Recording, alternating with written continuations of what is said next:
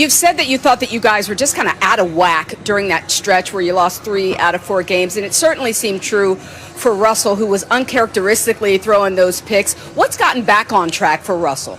Well, I think just a lot of stuff coming together. We've had a lot of guys coming out of the lineup, and so we just in fitting things together, we just weren't as smooth. And so I just feel like we're better now. We got a chance here to get a couple guys back. We got a 6-game thing here at the end of the season. Maybe we can stay healthy throughout and make a difference for us. Your defense came into the week last in the league. Certainly not what we're used to seeing out of a Seahawks defense. But you've said that you think the D is turning a corner as well. How come? Well, because we've been playing together for a little bit now. We're getting some time logging it together. Carlos has done a really nice job joining in, helping us out. Getting Jamal back is a big deal. Just getting the feel. We get Shaquille back tonight would be great, so it's just good to feel the guys feeling one another. Thank you, Pete. Good luck to you tonight. You got it. See ya. Right, so the defense finding their groove and the running backs are back, so they expect some good positive things for the stretch run. Tough weather in Philadelphia, also here in New York City, so we are in our home away from home. And as we started the show with an avalanche of schedule changes because of COVID protocols, Adam, let's review and let's start with the Ravens and the Steelers and just how many times this game has been moved. For the third time, the Ravens-Steelers game has been postponed. And it has been postponed to Wednesday, assuming there are no more positive tests out of Baltimore. The Ravens then would go out later this week, fly to Pittsburgh to play a game that was supposed to be on Thanksgiving night, was then moved to Sunday afternoon, was moved to Tuesday, now is being moved again to Wednesday. And it's being moved to Wednesday at 3:40 in the afternoon because, get this, NBC has the Rockefeller Center tree lighting ceremony that night in primetime. So the tree lighting ceremony took precedence over one of the NFL's great rivalries, the Steelers and the Ravens. So that goes at 3:40 Eastern, 12:40 on the West Coast. You can have lunch and watch the game on the West Coast if you'd like. That necessitated other moves as well. That meant moving Steelers-Washington, which had been Sunday, to Monday at 5 o'clock.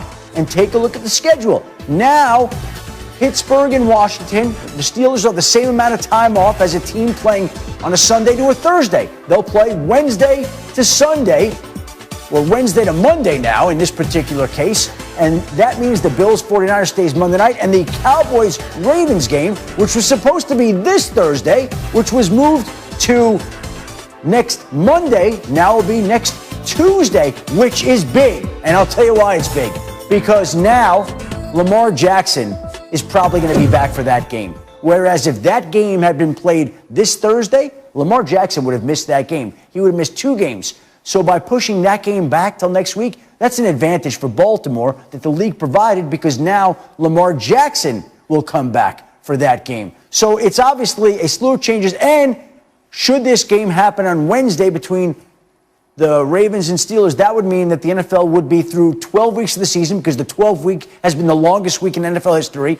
And it would be 12 weeks without a single game that has been canceled this season. And Steve, Lamar coming back is obviously a strategic advantage for the Ravens, but it's not why the NFL is doing this. The NFL points only to safety, not competitive advantage. But if you're a player, you just have to deal.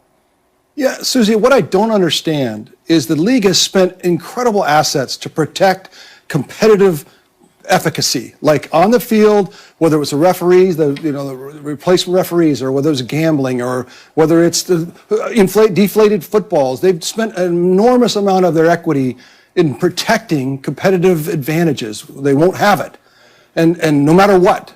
And now all of a sudden it doesn't matter that COVID has just made it so that, look, we have a quarterback, play the game. We have a quarterback that's missing, play the game. Like, to me, the schedule allows, they know if they put an NFL game on all throughout January, even if the season gets extended a couple weeks, people are going to watch it. They know that. Why wouldn't you protect the competitive kind of efficacy of the NFL season and why would you allow for a Denver Bronco game to go out there without a quarterback? It feels like they've spent so much energy in making that, their North Star. All of a sudden it's not their North Star. Seems very weird to me. Steve, there have been coaches over the last few days who have talked about the competitive integrity of the game and whether it's been upheld or not. But the league, frankly, in the season of a pandemic, is not concerned about that. The league is concerned about identifying, isolating, and containing the spread of the virus. And Adam, look, whoever's the czar of the COVID effort for the NFL should be the czar for the world. I mean, it's amazing what the NFL's done. I give them complete credit. I love what they've done, and I give it every inch of all of that. Like, I don't want to take away from what they've accomplished. It's amazing. But why allow it to creep into the competitive integrity that you're talking about? You don't need to. Like, just make sure that the games get played.